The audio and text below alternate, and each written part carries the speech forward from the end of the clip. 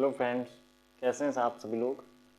I hope अच्छे ही होंगे और लाइफ को थोड़ा सा एंजॉय कर रहे होंगे और मेहनत से पढ़ रहे होंगे। तो लास्ट क्लासेस में हम लोगों ने देखा था कि सिंधु सभ्यता का जो हड़प्पा स्थल था वो हम लोगों ने क्या किया था, डिस्कस किया था और उसके जितने भी इम्पोर्टेंट फैक्ट्स थे वो हम लोगों ने सारे ही के सारे कवर किए थे। तो आज का जो टॉपिक रहेगा वो आपका रहेगा मोहनजोदड़ो। ठीक है ना। मोहनजोदड़ो के बारे में जितने भी इम्पोर्टेंट फैक्ट्स हैं और जितना भी डाटा रहेगा वो आपको अच्छे से देखना है और अच्छे से उसको नोट करना है। और जो भी मैं आपको डाटा दूंगा वो सारे एग्जाम्स के लिए बहुत ज़्यादा महत्वपूर्ण रहेगा। तो इसलिए जितने भी आगे के जितने भी वीडियो आए उसके लिए आपके पास नोटिफिकेशन आता रहे और आप लोग आगे की सारी क्लासेस देखते रहो, उसके लिए चैनल को सब्सक्राइब कर दे। और अगर कुछ आपको लग रहा हो कि आपकी कोई कुछ आपको नहीं आता है, जैसे कि या फिर आपको कोई टॉपिक पढ़ना है मुझसे, तो आप उसको क्या कीजिए, मुझे कमेंट में बोलिएगा, मैं उसके ऊपर आपको एक टॉपिक बना के दे दूंगा। ठीक है ना। तो अभी क्या है टॉपिक, मोहनजोदड़ो। तो समझना है कि पहला जो हड़प्पा स्थल था, पहला जो सिंधु सभ्यता का स्थल था वो हड़प्पा था, इसकी खोज हुई थी। और उसके बाद में दूसरी जो खोज हुई है ना मोहनजोदड़ो की, तो प्रथम स्थल कौन सा था, हड़प्पा स्थल था। द्वितीय स्थल जो है वो मोहनजोदड़ो है। तो हम लोग आज जो पढ़ना है वो मोहनजोदड़ो ही पढ़ना है। ठीक है ना। तो मोहनजोदड़ो की पहले तो खोज देखनी है, उत्खननकर्ता। तो मोहनजोदड़ो की जो खोज या उत्खननकर्ता था वो कौन का था, राखालदास बनर्जी थे। मोहनजोदड़ो की खोज या उत्खननकर्ता कौन थे, राखालदास बनर्जी। और मोहनजोदड़ो को किस वर्ष में खोजा गया था, या मोहनजोदड़ो की खोज जो हुई है वो किस वर्ष में हुई है, तो वो हुई 1922 में। मोहनजोदड़ो की खोज कब हुई, 1922 में। और मोहनजोदड़ो किस नदी तट के किनारे पर स्थित था। तो हम लोगों को ये समझना है कि देखो, पहले तो एग्जाम्स में किस तरीके से क्वेश्चन आता है।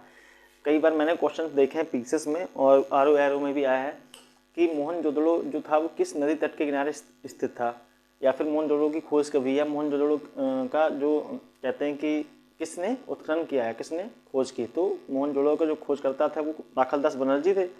खोज हुई कब है, वो हुई 1922 में। और किस नदी तट पे था, तो सिंधु नदी का बायां तट। ठीक है ना। सिंधु नदी का बायां तट पे जो था मोहनजोदड़ो स्थित था। उसके बाद में मोहनजोदड़ो का जो शाब्दिक अर्थ क्या होता है, अभी शायद 19 या 22 में ही या 21 में ही क्या हुआ था कि पूछा गया था कि डेथ ऑफ स्टोन, इंग्लिश में ट्रांसलेट करके ही पूछा गया था, हिंदी में इंग्लिश का ट्रांसलेट कर दिया गया था हिंदी में कि डेथ ऑफ स्टोन किस स्थल को कहते हैं। ठीक है ना। किस सिंधु सभ्यता के स्थल को डेथ ऑफ स्टोन कहते हैं, तो वो कौन सा था, मृतकों का टीला। यानी कि जो सिंधु सभ्यता में जो मोहनजोदड़ो है, तो मोहनजोदड़ो को मृतकों का टीला भी बोलते हैं। ठीक है ना। तो एग्जाम्स में कितना घुमा के पूछा गया आपसे प्रश्न की डेथ ऑफ स्टोन। ठीक है ना। एक पत्थर या मृतकों का टीला या पत्थर जो है वो कौन किस स्थल को बोला जाता है, तो वो मोहनजोदड़ो को ही बोला जाता है। तो शाब्दिक अर्थ, मोहनजोदड़ो का शाब्दिक अर्थ क्या है, मृतकों का टीला। मोहनजोदड़ो का शाब्दिक अर्थ है मृतकों का टीला। और मोहनजोदड़ो में जो अन्नागार प्राप्त हुआ है वो लगभग 45.71 मीटर लंबा है। मोहनजोदड़ो में जो अन्नागार प्राप्त हुआ है वो लगभग 45.71 मीटर लंबा है और चौड़ाई उसकी 21.86 मीटर है। तो मोहनजोदड़ो का जो अन्नागार है वो 45.71 मीटर लंबा है और चौड़ाई कितनी है, 21.86 मीटर। जो स्नानागार जो मोहनजोदड़ो से प्राप्त हुआ है उसको हम लोगों को समझना है। तो मोहनजोदड़ो का जो स्नानागार है उसकी जो परिमाप है, परिमाप मतलब लंबाई, चौड़ाई और गहराई, जो तो लंबाई जो है वो है 11.88 मीटर। मोहनजोदड़ो के जो स्नानागार प्राप्त हुआ है उसकी जो लंबाई है वो 11.88 मीटर है, चौड़ाई जो है वो 7.01 मीटर है, और जो उसके स्नानागार की गहराई है वो है 2.43 मीटर। और जो ये जो स्नानागार है ये विकसित भवन निर्माण प्रौद्योगिकी पर आधारित है। विकसित भवन निर्माण प्रौद्योगिकी मतलब कि जो मोहनजोदड़ो के जो स्थल हैं वो इतने अच्छी सुव्यवस्थित तरीके से पाए गए हैं, जैसे कि वर्तमान में भी अभी हम लोगों को इतना सुव्यवस्थित तरीके से या एक समाज या एक सभ्यता का विकास नहीं देखने को मिलता है। यानी कि मोहनजोदड़ो के जो घर हैं वो इतने सुव्यवस्थित तरीके से, नालियाँ बाकायदा उस तरीके से बनाई गई हैं कि इतनी सुव्यवस्थित तरीके से आज भी हम लोगों को वर्तमान में भी समाज में जो प्रौद्योगिकी वो देखने को नहीं मिलती है। तो और उसमें क्या है कि उचित जल प्रबंधन, कुएं से साफ पानी भरने की सुविधा, गंदे पानी को नालियों के माध्यम से बाहर निकालने की सुविधा भी थी। स्नानागार में क्या था कि उचित जल प्रबंधन का व्यवस्था भी थी, यानी कि कुएं से जो साफ पानी भरा जाता था उसमें स्नानागार में, उसमें क्या होता था कि पानी भरने की सुविधा तो थी, ठीक है ना, उसके बाद में गंदे पानी को नालियों के माध्यम से बाहर निकालने की सुविधा भी थी। स्नानागार को जलरोधी बनाने, मतलब जल जो होता है वो दूषित हो जाता है या फिर कुछ समय तक इकट्ठा रहता है तो उसमें बैक्टीरिया वगैरह हो जाते हैं। तो जलरोधी बनाने हेतु, मतलब उसको साफ और स्वच्छ बनाने हेतु क्या किया गया था, चूना व जिप्सम का प्रयोग होता था।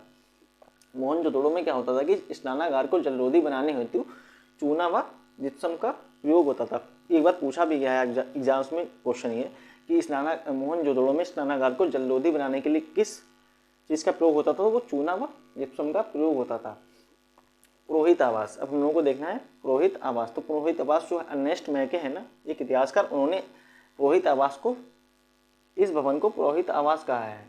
अर्नेस्ट मैके ने एक आवास है उसको, आवास भवन को क्या कहा है, आवास या भवन को क्या कहा है, पुरोहित आवास कहा है। अब हमको देखना है जो आवास हमने यहाँ पे देखा है उसको ही, और उसके अलावा देखना सभा या भवन को, सभा या भवन को भी देखना है। तो उसमें क्या है कि 20 स्तंभों पर टिका हुआ एक भवन मिला हुआ है।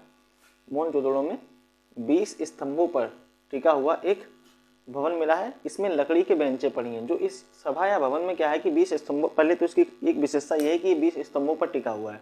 दूसरी विशेषता इसकी ये है कि ये इसमें लकड़ी की बेंचें पड़ी हैं, और इस भवन को जॉन मार्शल महोदय ने सभा भवन कहा है।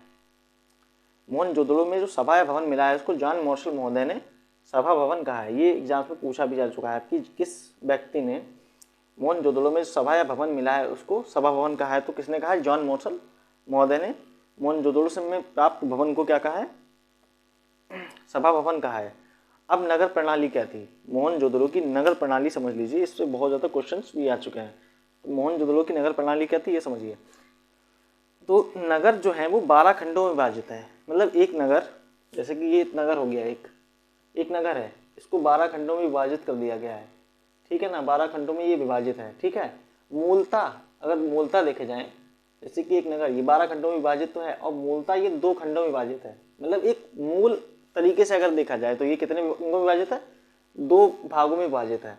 तो देखिए नगर 12 खंडों में विभाजित है, जो मूलतः 2 हिस्सों में विभाजित है, और सामान्यतः हड़प्पा सभ्यता के महानगरों का पश्चिमी हिस्सा, ठीक है ना, ये आपका पूर्वी हिस्सा हो गया, ये जैसे कि ये नगर हो गया तो इसका ये पूर्वी हिस्सा हो गया, और ये पश्चिमी हिस्सा हो गया। तो पश्चिमी हिस्सा जो है अर्थात गढ़ी, इसको गढ़ी बोला जाता है।